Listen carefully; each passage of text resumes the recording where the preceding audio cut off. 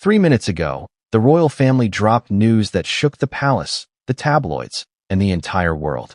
Prince Harry, once celebrated as the people's prince, the charming rebel of the monarchy, was suddenly at the center of a storm no one saw coming. Arrested, leaked financial records suggesting millions of pounds might have been laundered, a family in turmoil, and the public left asking the same question.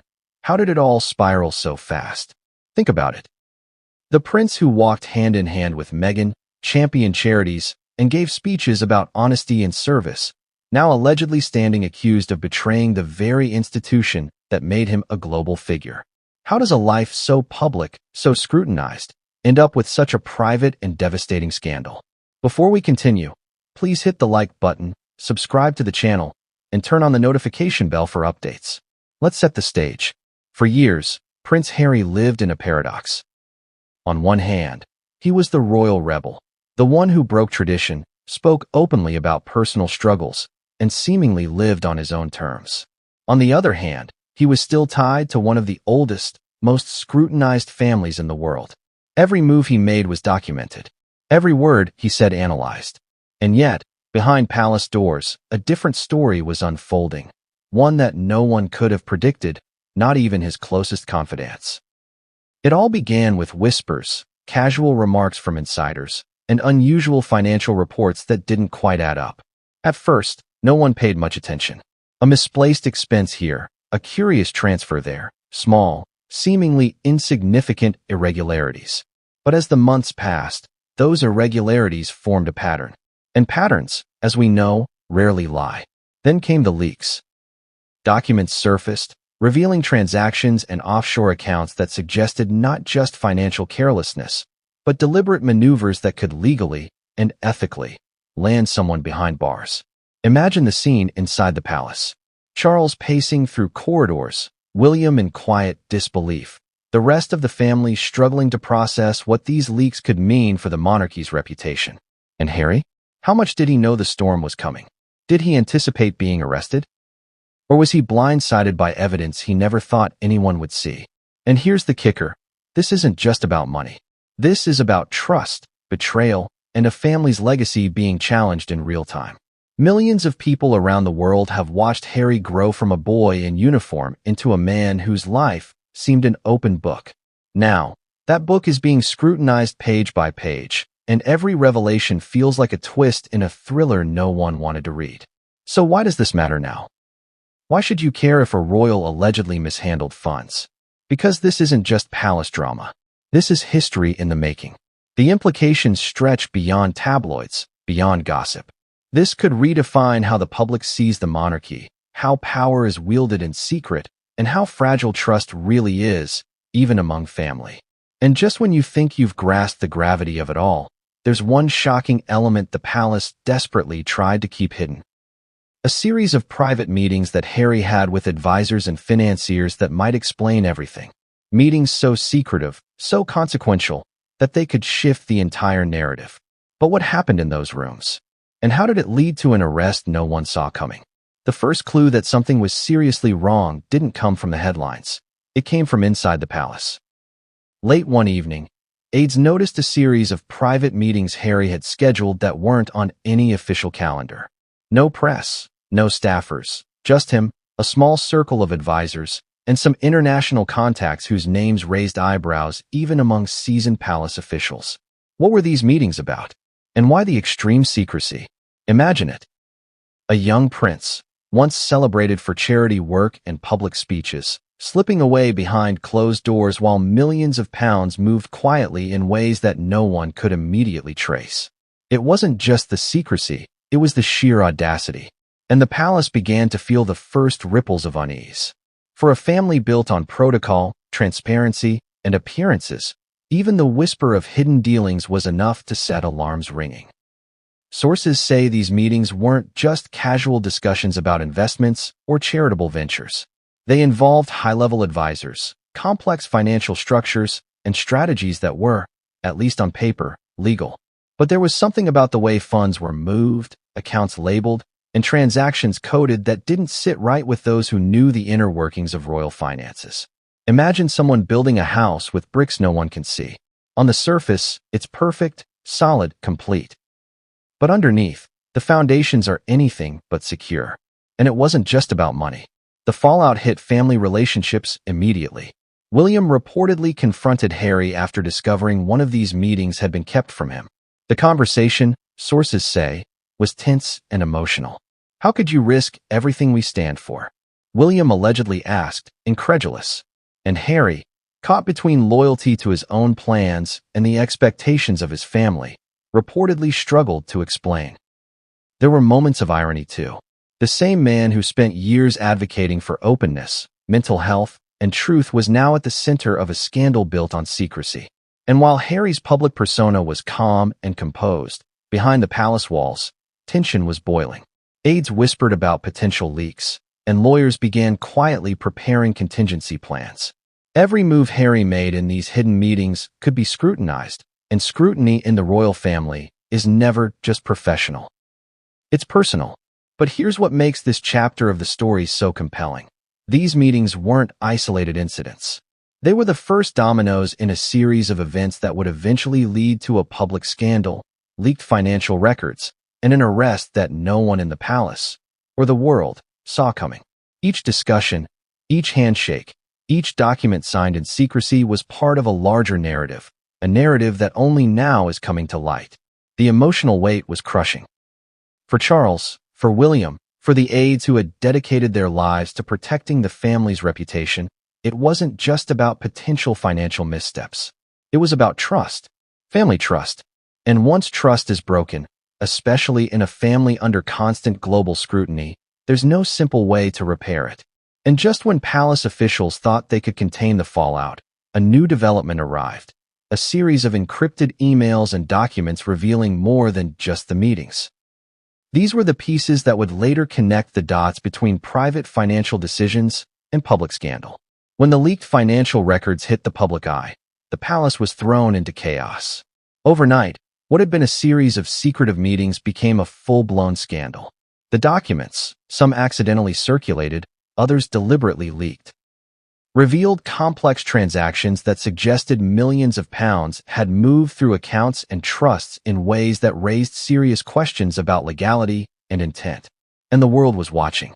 The first thing that struck investigators and insiders was the scale.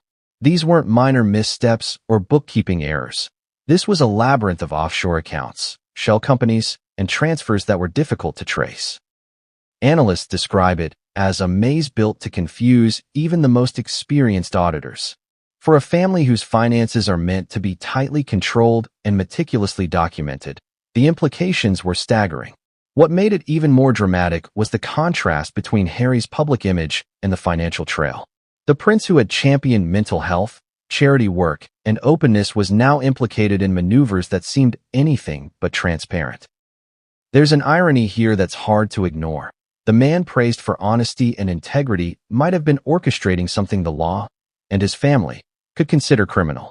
Palace insiders say tension reached a fever pitch as the leaks circulated. Charles reportedly demanded an urgent briefing. William was said to be furious but restrained, and aides scrambled to understand the magnitude of what they were seeing. Conversations that had once been calm and professional turned into heated arguments. Allegations flew, finger-pointing started, and trust began to erode faster than anyone could have anticipated. And the public reaction? Explosive. Social media lit up with speculation, memes, and debates. Headlines screamed, experts weighed in, and millions debated whether the prince could still be trusted, or if the monarchy itself was in jeopardy. The palace, of course, maintained a careful, measured silence, but inside, the atmosphere was electric. Digging deeper, the leaked documents suggested patterns that couldn't be ignored. Transfers were timed perfectly to coincide with certain events or announcements. Accounts were disguised behind layers of legalese, and some payments appeared to have no obvious purpose.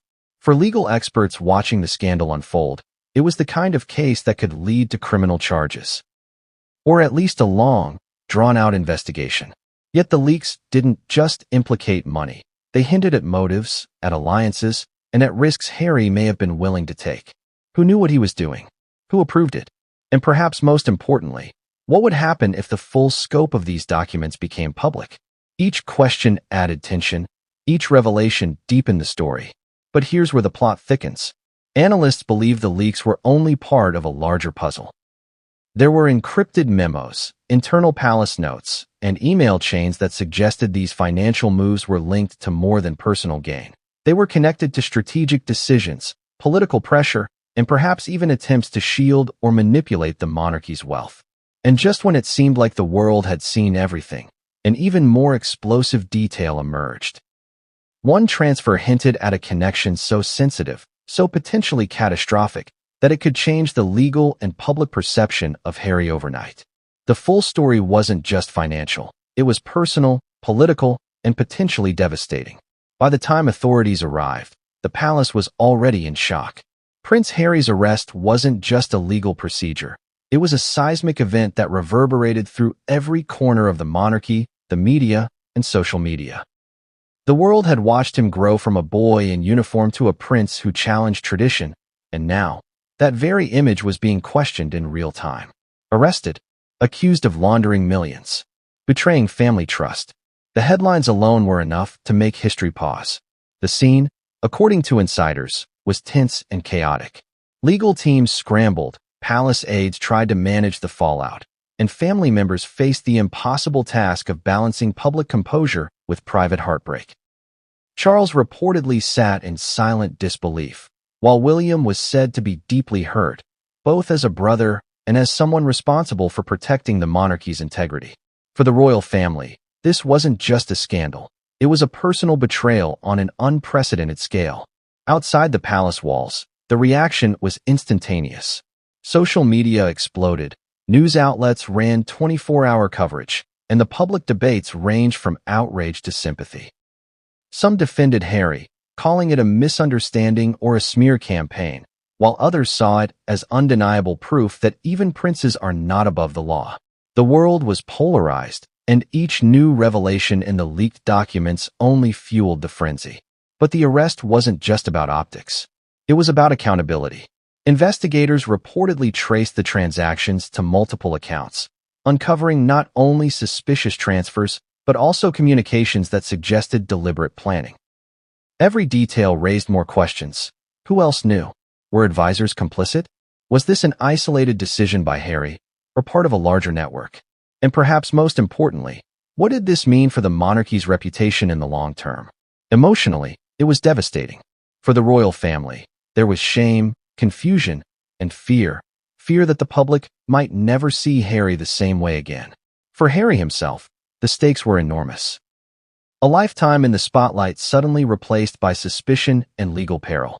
It was the ultimate collision of privilege and accountability, a reminder that even the most protected lives can be shaken by secrets. And the public narrative only deepened the drama. Media outlets speculated endlessly, analyzing each line of the leaked financial records, each reported whisper inside the palace.